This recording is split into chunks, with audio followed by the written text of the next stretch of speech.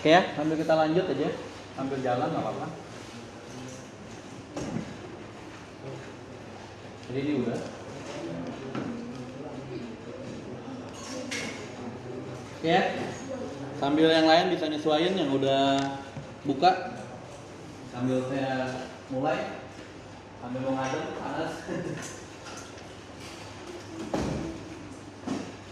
Oke ya. Nah, selanjutnya kita di sini ngomongin pembagian hukum pajak ya. Jadi saya bilang ya, pajak itu tidak lepas dari hukum gitu ya. Makanya banyak sekarang yang tadinya udah kuliah sarjana ekonomi atau kalau nanti kan gelarnya SHK ya, sarjana akuntansi ya, bukan SC ya. Nah, itu banyak juga yang lanjut ke SH ya, termasuk saya gitu ya. Kenapa? Karena ya tadi gitu ya, antara pajak sama hukum ini nggak bisa dipisahkan gitu ya. Karena kenapa? Ya tadi apa namanya, di pajak ada pasal-pasal gitu ya. Ya di hukum juga ada pasal-pasal gitu ya. Dan emang pajak ini kan dibuat berdasarkan apa, undang-undang gitu ya. Kalau kita ngomongin undang-undang kan berarti harus sesuai hukum gitu ya. Kalau nggak sesuai hukum ya namanya pajak gitu ya katanya. Oke, kita lihat di sini ada hukum formal sama hukum material. Nah, kita di pajak mengenal dulu ada dua istilah ini ya, ini sangat penting nih. Ya, walaupun ini basic, tapi ini nanti kalau misalnya kalian nggak paham di sini, ya nanti semester selanjutnya ya mungkin agak sedikit bingung nanti kalau itu ya. Nah, hukum formal maksudnya apa? Kita coba baca dulu lah definisi di sini ya. Merupakan bentuk pengaturan dan tata cara untuk menjalankan hukum material. Ya, berarti ini yang untuk menjalankan hukum yang di bawahnya gitu ya, material ya. Atau material sama aja sih. Ada bilang material atau bilang material, sama aja ya. Di antaranya memuat, ini mantul ya. Itunya ya. Apa namanya? Ya. Apa namanya? Ya kan mantul ya. Ya karena ini bukannya itu, bukannya apa? Apa namanya itu bahasanya? Yang kain itu apa sih? Ini kan papan tulis. Kalau kain dia nggak mantul. Apa namanya? Lupa sih. Terus teks apa namanya? Pokoknya yang proyektornya itu lah gitu ya. Yang kain itu lah. Kalau ini kan papan tulis, jadi dia mantul. Apa-apa lah ya. Oke, di antaranya memuat tata cara pendaftaran, perhitungan, pembayaran, dan pelaporan pajak. Jadi kalau kita ngomong secara gampangnya, hukum formal ini dia mengatur dari segi umumnya gitu ya. Kalau material itu khususnya, ya. Nah kalau formal di sini ada contohnya misalnya undang-undang KUP, gitu ya. Karena KUP kan namanya umum ya, ketentuan umum dan tata cara perpajakan itu namanya umum. Jadi kalau formal itu definisi gampangnya yang menjadi kita kamu kan, dia mengatur hal-hal umum, gitu ya. Jadi kalau misalnya bahasa gampangnya hukum formal itu apa sih? Ya tadi hukum yang hukum formal itu maksudnya hukum pajak yang mengatur hal-hal yang umum, gitu. Gampangnya gitu lah, gitu ya. Ya kan itu ada KUP, ada undang-undang pengambilan pajak, ada undang-undang pengambilan pajak, gitu ya. Jadi dia mengatur dari segi formalnya. Nah, yang selanjutnya hukum material atau material. Berarti kalau kita ngomong dari segi gampang ya, ini material itu kan berarti intinya gitu ya. Atau pokok masalahnya gitu ya. Nah, kalau kita ngomongin pokok masalahnya, di sini ada undang-undang PPH, undang-undang PPN, PBB, dan lain-lain ya, bea materai, itu maksudnya ke hukum material. Ya. Jadi yang hukum formal itu cuma 3 ya. KUP, undang-undang pengambilan pajak, sama undang-undang pengadilan pajak. Jadi dia mengatur dari segi apa istilahnya ya dari segi formalnya gitu ya. Dari segi tata tertibnya, dari segi umumnya gitu ya. Nah kalau untuk yang lebih ke materialnya ya tadi ada undang-undang PPN gitu ya. Makanya kalau undang-undang KUP kan dia mencakup semua ya. Di undang-undang KUP ini ada bahas PPN, ada bahas PPH, ada bahas PBB, ada bahas bea materai gitu ya. Ada bahas masalah pengadilan pajak. KUP ini emang umum gitu ya. Jadi dia lengkap, tapi umum. Kalau ini dia khusus. Itu gampangnya gitu lah. Hukum material khusus. Ya. PPH, kalau undang-undang PPH ya bahasnya PPH aja gitu ya. Kalau undang-undang PPN ya bahasnya PPN aja, nggak mungkin undang-undang PPN bahasnya bea materai kan nggak ada gitu ya. Tapi kalau KUP ya dia kalau kayak kita bilangnya gado-gado gitu ya. Di KUP itu ada bahas PPN, ada bahas PPH, ada bahas bea materai, ada bahas PBB gitu ya. Jadi ini gado-gado nih, bahasnya gitu lah gampangnya. Kalau yang ini dia khusus, ya. Jadi ada yang umum, ada yang khusus, gampangnya gitu lah. Kalau hukum formal ini hukum umum, kalau hukum material ini hukum khusus, gampangnya gitu. bingung nggak? Kakak saya dijelasin takutnya menurut saya gampang dicerna tapi menurut kalian kok bingung sih maksudnya gitu. Ada nggak? Gak apa-apa ya, kan kita di sini belajar belajar ya. Kalau menurut saya sih saya udah ngasih kata-katanya yang mungkin gampang di apa namanya? Gampang dicerna sama kalian gitu ya. Saya pakai bahasa awam gitu ya, bahasa gampang yang kalian bisa ngerti lah. Ya. Nggak pakai bahasa-bahasa yang nggak ini lah. Yang bahasanya bahasa awam aja. Ada yang ini, ada yang bingung? Khususnya ini ya, formal dan material. Ada yang bingung nggak dari penjelasan saya? Ya, saya ulang sedikit lah ya.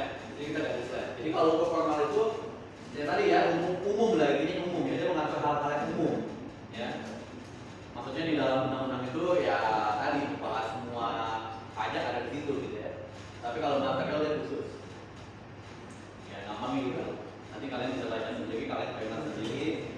Cari gampangnya bagaimana gitu ya. Oke, ini penafsiran pajak. Ada penafsiran historis, ada penafsiran sistematik, ada penafsiran sosiologi dan sebagainya. Ini teknis lah ya, nanti kalian bisa baca sendiri. Ya ini nggak terlalu ini lah. Ini teori ya. Ya ini merupakan penafsiran yang melihat sejarah dibuatnya undang-undang tersebut dan sebagainya gitu ya.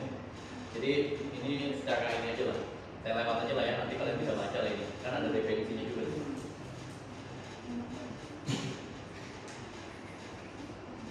Ya, ini utang. Nah, utang pajak ini utang pajak apa ini ambil pelan-pelan dari depan. Kita ada utang pajak, ada piutang pajak ya. Mungkin saya rasa kalian karena udah kerja mungkin nggak asing dengan kata istilah utang dan piutang gitu ya, apalagi anak akuntansi ya.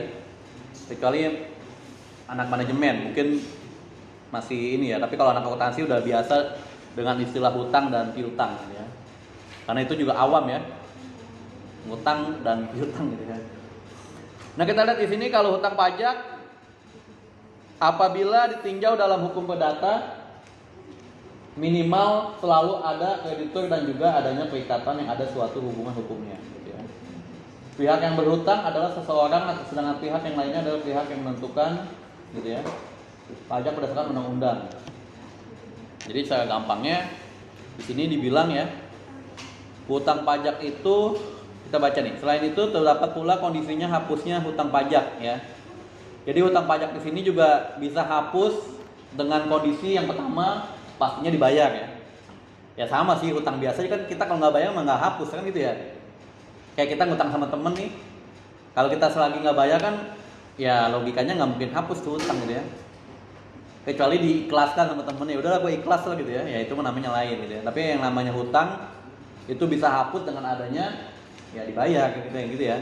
Bukan pajak doang ya, hutang biasa juga harus dibayar kan gitu ya. Yang kedua atau B, di pajak ada istilah kompensasi. Jadi kalau ada hutang pajak bisa dikompensasi gitu ya. Kalau kita ngomong kompensasi itu biasanya PPh 21 bisa dikompensasi. PPN bisa kompensasi gitu ya. Yang ketiga, hutang pajak itu bisa hapus dengan adanya daluarsa pajak ya. Jadi bukan kadaluarsa ya. Mungkin kalau kita sering dengar selama ini kan kalau kita ngomongin khususnya makanan ya, kita pasti bilangnya expired gitu ya. Atau kadaluarsa. Tapi kalau pajak nggak ada istilah kadaluarsa, dia bilangnya daluarsa doang. Ya, cuma kalau kita kan orang umum awam biasa bilangnya udah expired gitu ya, udah kadaluarsa, sebetulnya sama sih. Cuma di pajak yang betul harusnya istilahnya daluarsa pajak. Di sini kalau sudah kadaluarsa ya sudah hapus gitu ya utangnya. Misalnya contoh kita kan secara pajak 5 tahun ya. 5 tahun itu sudah hapus ya, tuh 5 tahun ya. 5 tahun, tapi kalau kita lihat dari segi administrasi, karena pajak ada dua istilah ya, ada dari segi administrasi, ada dari segi pidana gitu ya. Kalau administrasi itu perdata lah, kalau yang satu lagi pidana gitu ya. Kalau pidana 10 tahun ya. Makanya kadang suka ada kita kalau nyimpen data, nyimpen dokumen itu ya harusnya 10 tahun ya. Ya mau lebih aman 10 tahun maksudnya. Cuman kalau misalnya 5 tahun mau dimusnahkan, sebetulnya sih kalau kalian yakin nggak ada pidananya sih ya boleh-boleh aja gitu ya.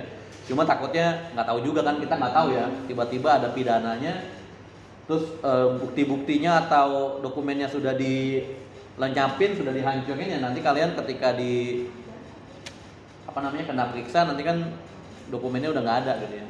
Jadi maksimal dokumen itu harus disimpan selama 10 tahun. Walaupun di sini bilangnya 5 tahun ya, kadaluarsanya 5 tahun nih. Tapi ini dari segi administrasi atau dari segi hukum perdata. Kalau dari segi pidananya 10 tahun.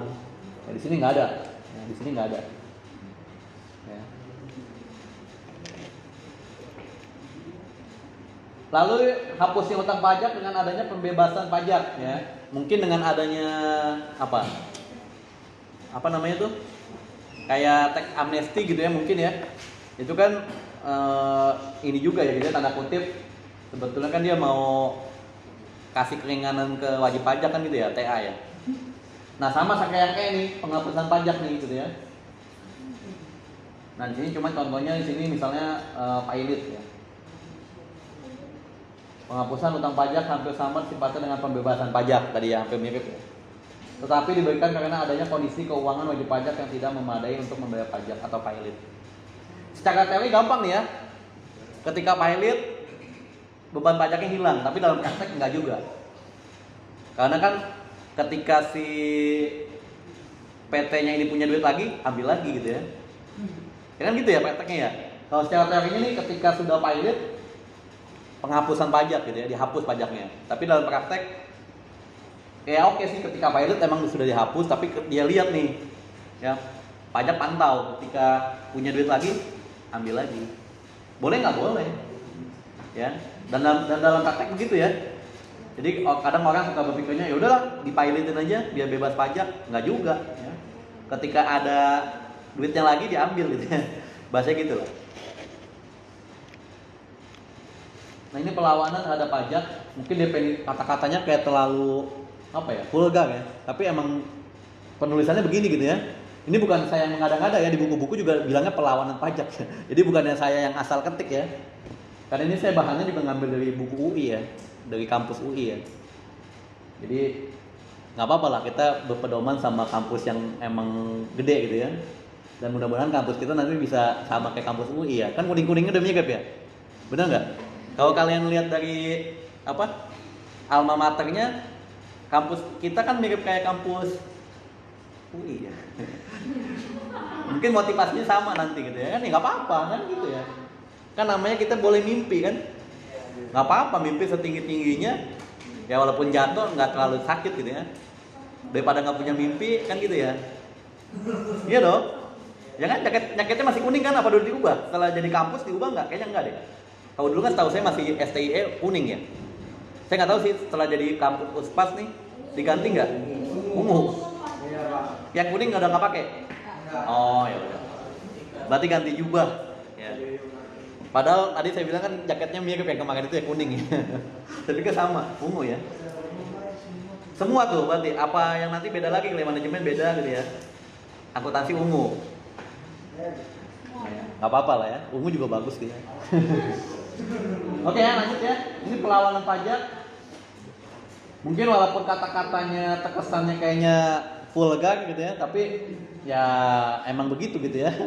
Tapi perlawanan pajak di sini dalam artian bukannya perlawanan yang yang negatif bukan, tapi perlawanan yang sifatnya positif gitu ya. Sifatnya positif, membangun lah, sifatnya membangun. Kita di sini coba lihat ya. Di sini ada perlawanan pasif sama perlawanan aktif. Nah, kita coba baca sama-sama perlawanan pasif itu apa sih? Di sini dibilang terhadap perpajakan terjadi bukan disebabkan oleh wajib pajak itu sendiri, melainkan disebabkan karena adanya kondisi perekonomian suatu negara. Contohnya gini, contohnya. Ada yang bisa ngasih contoh nggak nih setelah membaca ini nih? Jadi saya ulangi ya, ada perlawanan pasif, ada perlawanan aktif. Kalau pasif di sini kalau kita baca definisinya terjadi perlawanan tanpa disengaja lah bahasanya ya. Karena terjadi kondisi perekonomian suatu negara gitu ya. Maksudnya mungkin lagi krismon gitu ya. Ya mungkin seperti itu masuk. Atau yang dulu waktu zaman 98 itu kan krismon kan. Nah logikanya ya pasti terjadi perlawanan tuh dari masyarakat gitu ya, terutama wajib pajak mungkin ya. Ya dong. Karena lagi krismon nggak mungkin pajak juga benar-benar ketat gitu ya. Karena mereka juga tahu kondisinya emang lagi gawat gitu ya. Jadi otomatis kan terjadi perlawanan ketika digencet gitu ya. Maksudnya dalam artian di push sama pajak pasti masyarakat kontak dia gitu ya. Jadi terjadi perlawanan pasif. Maksudnya gitu ya. Jadi ini bisa terjadi karena tadi faktor perekonomian suatu negara tidak stabil gitu ya. Contohnya yang tadi lah. Tapi yang aktif ini, ya ini ya, ada tax avoidance sama tax evasion yang tadi kita sudah kasih contoh teman itu ya. Jadi yang tax avoidance itu legal, karena kita bilangnya itu tax planning. Ya, tax avoidance sama tax planning itu mirip-mirip ya. Sama-sama menyiasati pajak tapi dengan cara legal. Makanya istilahnya tax avoidance sama tax planning. Nah kalau yang tax evasion ini benar-benar kalau saya bilang gampangnya kayak preman nih, asal aja gitu ya. Contohnya tadi lah, udah Pak saya nggak laporin Pak penjualan, saya keep. Ini kan gaya preman ya kan. Nah ini nggak boleh, itu namanya penggelapan nanti masuknya, penggelapan pajak. Kalau kita ngomongin penggelapan, ya kalau delik umumnya kan masuknya ke pasal tadi kan, 372 KUHP kan gitu ya. Nah itu penjaranya juga 4 tahun gitu ya. Belum juntonya ya tadi pidana pajak ya. Pidana pajak kan pasti lebih tinggi gitu ya. Karena khusus dia. Bisa 5 tahun ke atas gitu ya. Umumnya 4 tahun. Secara dari segi pidana pajaknya bisa 6 tahun ke atas gitu ya. Oke ya, ini tadi perlawanan aktif ya. Ini kelalaian pajak, penghinaan pajak dengan tidak melakukan pembayaran tadi ya. Ini mirip-mirip kayak tax evasion. Kelalaian pajak itu sebenarnya satu kesatuan sama tax evasion. Karena dia lalai. Nah, cuma tergantung lalainya sengaja atau tidak sengaja. Nah, cuma dalam praktek kita susah bedain antara sengaja sama nggak sengaja itu beda tipis ya. Karena itu balik lagi ke niat, ya kan? Kita ngebedainnya susah loh. Antara sengaja sama tidak sengaja itu susah bedainnya. Ya, kayak kalian lah teman misalnya ya. Tanpa sengaja mungkin kesenggol gitu ya. Kan kita nggak tahu nih dia nyenggol apa sengaja apa nggak sengaja kan. Kalau kita tanya pasti dibilang, aduh maaf saya nggak sengaja gitu ya. Ya mungkin dia sengaja juga kan kita nggak tahu kan, karena di hatinya kan nggak tahu gitu ya. Nah sama kayak ini kelalaian juga ada yang sengaja dan nggak sengaja. Cara pemungutan pajak di sini kita lihat ada sistem nyata menganut asas bahwa pajak itu dibayar sesuai dengan data sebenarnya. Nah tadi ya emang harusnya begitu ya, sesuai data yang sesungguhnya. Ya. Terus ada sistem fiktif. Nah ini maksudnya apa nih fiktif nih? Definisinya kayaknya kata-katanya kayak negatif ya, fiktif. Contohnya di sini PPh 21 dan 25. Maksudnya apa nih? Ada yang bisa ngasih contoh nggak nih? Kalau kita lihat dari definisinya kayaknya terkesannya kalau saya pribadi melihatnya kok negatif amat ya, fiktif gitu ya. Karena kalau kita bilang fiktif seolah-olah dibuat-buat gitu ya. Benar nggak? Tapi ternyata bukan itu ya. Definisi fiktif ini kalau coba kita baca dulu ya. Sistem ini melihat pembayaran pajak melalui suatu anggapan, ya, berarti dia berdasarkan anggapan, ya. Makanya dibilangnya fiktif. Harusnya sih definisi fiktif ini kayaknya kalau saya pribadi sih menurut saya negatif ya. Harusnya diganti lah kata-katanya gitu ya. Cuma ya emang semua buku nulisnya begini ya. Ya dia bilangnya pasti sistem fiktif. Cuma kalau saya pribadi ya kayaknya kesannya kayak negatif banget gitu ya. Tapi semua buku nulisnya begitu ya. Misalnya penghasilan wajib pajak dianggap sama dengan besarnya penghasilan sesungguhnya pada tahun sebelumnya. Jadi dia berpatokannya sama tahun sebelumnya ya. Contoh misalnya PPh 25 misalnya paling gampang lah. Ya. PPh 25 kan kita ngambilnya dari tahun sebelumnya kan, SPT sebelumnya yang jadi patokan untuk nanti PPh 25 yang akan datang kan gitu ya.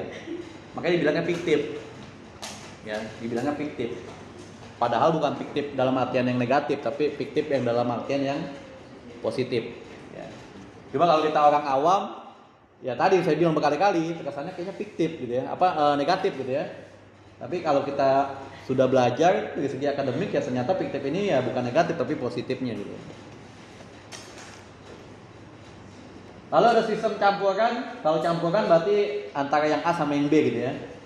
Biasanya kan Indonesia ini lebih suka mix dia. Benar nggak? Kadang kan kita suka kayak nyiptain metode sendiri kadang ya, benar nggak? Benar. Ya kan? Bensin dicampur ya gitu ya, kan di mix gitu ya. Antara pertalite sama pertamax. Emang itu udah jadi kayak kebiasaan kita gitu ya. Karena kan saya juga orang Indonesia gitu ya. Jadi dipaduin, oh ini A, ini B, ya udah di mix gitu ya. Nah ini ada sistem campuran juga gitu ya. Nanti dibaca lah. Nah udah ya, habis ya. Untuk yang ini sudah habis. Kita masuk ke, ada yang mau tanya nggak? Sebelum kita ke subjek dan objek. Oke ya, kita lanjut dulu aja deh kalau nggak ada yang mau nanya deh. Kalau ada yang nanya nanti silakan ya. Nah ini kok nggak bisa? Oke.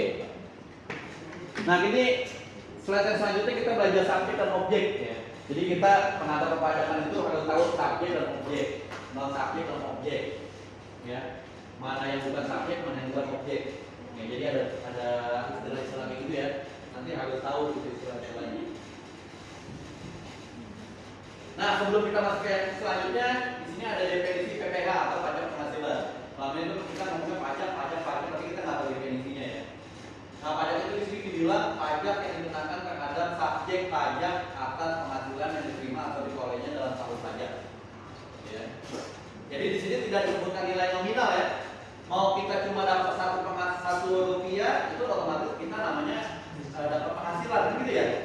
Karena definisinya di sini tidak ada disebutkan nilai angka ya. Kecuali di sini dibilang kita dapat penghasilan ketika nilainya itu bisa 1 juta misalnya. Nah itu berarti di bawah 1 juta bukan penghasilan.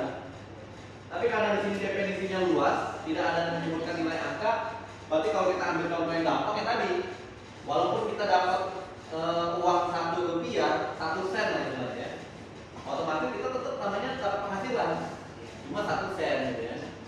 Jadi dia nggak melihat kecil gedenya gitu ya, yang penting ada penghasilan.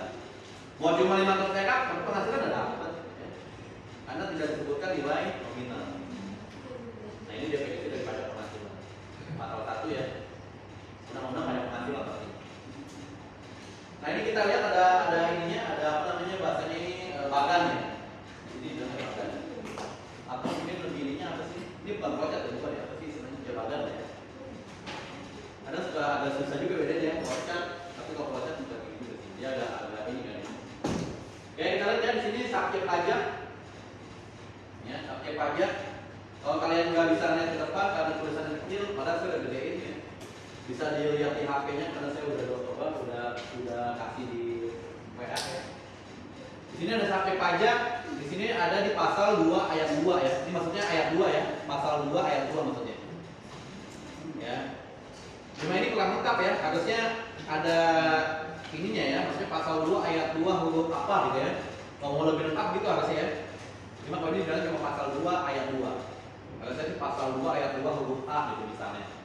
Ya, nanti kita lihat lah. Tapi di sini intinya subjek pajak itu dari pasal 2 ayat 2. Nah, ngomongin subjek pajak di sini ada 2 ya. Ada di pasal 2 ayat 3 sama pasal 2 ayat 4. Nah, yang pasal 2 ayat 3 itu SPDN ya. Subjek pajak dalam negeri. Saya biasanya singkatnya SPDN lah, ngomongnya panjang ngomongnya. Hemat ini lah, hemat tenaga lah ya. Nah, yang kedua ini SPLN. Jadi ada SPDN, ada SPLN. Nah, nanti kalau kita dengar kata SPDN sama SPLN kalian nggak usah bingung apa sih gitu ya. Berarti kalau SPDN subjek pajak dalam negeri, SPLN berarti subjek pajak luar negeri.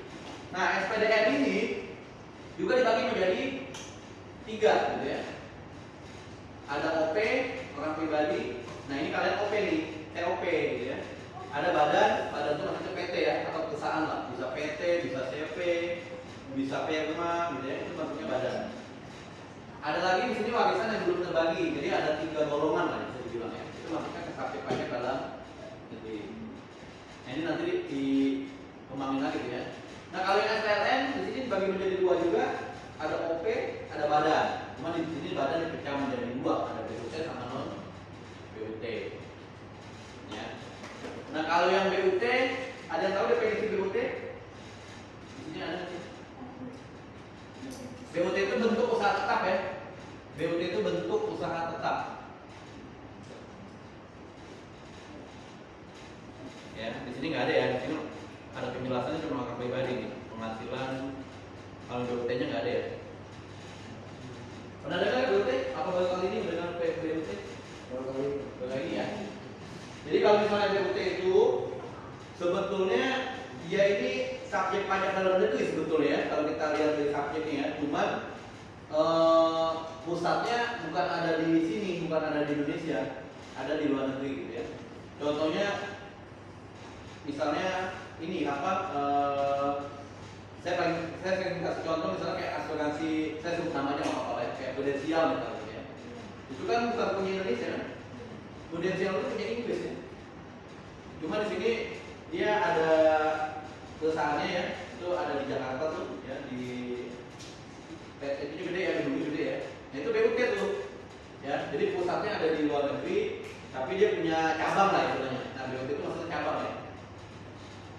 Nah itu ya. Kalau yang non BUT di sini apa penjelasan itu? Biasanya gitu dan baca. Penghasilan yang diperoleh dari Indonesia, tapi yang bukan BUT-nya maksudnya. Misalnya kayak tadi lah contohnya kayak orang asing yang dia di sini dapat penghasilan, yaitu masuknya ke SPLN kan gitu ya, benar nggak? Ya. Tapi dia tidak ada perusahaan, ya. Mungkin dia hanya orang pribadi, artinya gitu. Kalau ini kan bentuknya PT, gitu. Bentuknya badan lah, bukan PT doang yang mungkin bisa bentuk yang lain. Tapi intinya kalau BUT itu pasti bentuknya badan. Nah mungkin BUT bentuknya orang pribadi nggak mungkin, pasti dia ada badan hukum, baik PT maupun firma atau apa lah. Oke, jadi ini ya ada objek, ada subjek pajak dalam negeri, SPDN, ada SPLN. Ini dulu lah. Nah ini objek pajak apa di sebelahnya? Oh ini kita yang belakang itu objek pajak ya, tapi nanti lebih dibahasnya ada di halaman selanjutnya. Nah ini tadi kita sudah bahas, ada OP, ada warisan teknologi, ada badan, ada BUT.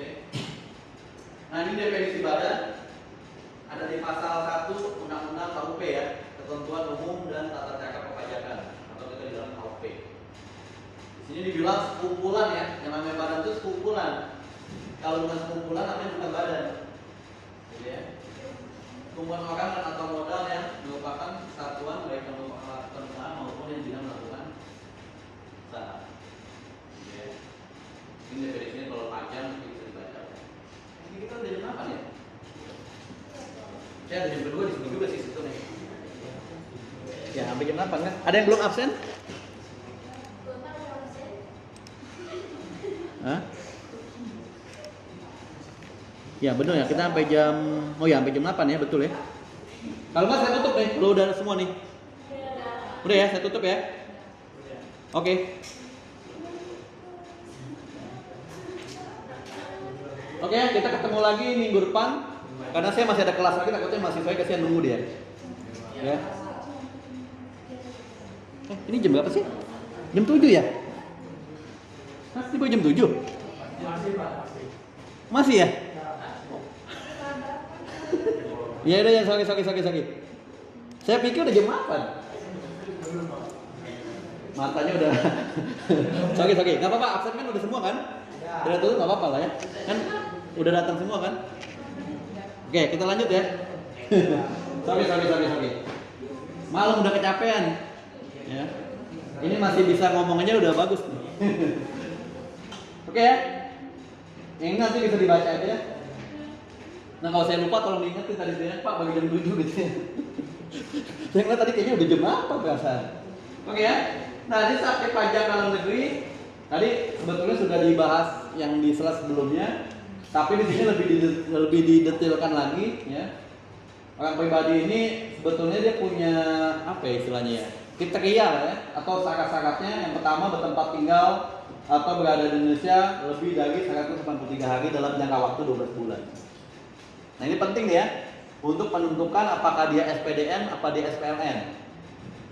Ya, saya nggak bawa itu lagi lupa. Apa namanya? Bidol, nggak apa-apa lah ya. Nah ini penting ya. Kita mau menentukan apa dia SPDN atau SPLN dilihatnya dari sini nih. Ya.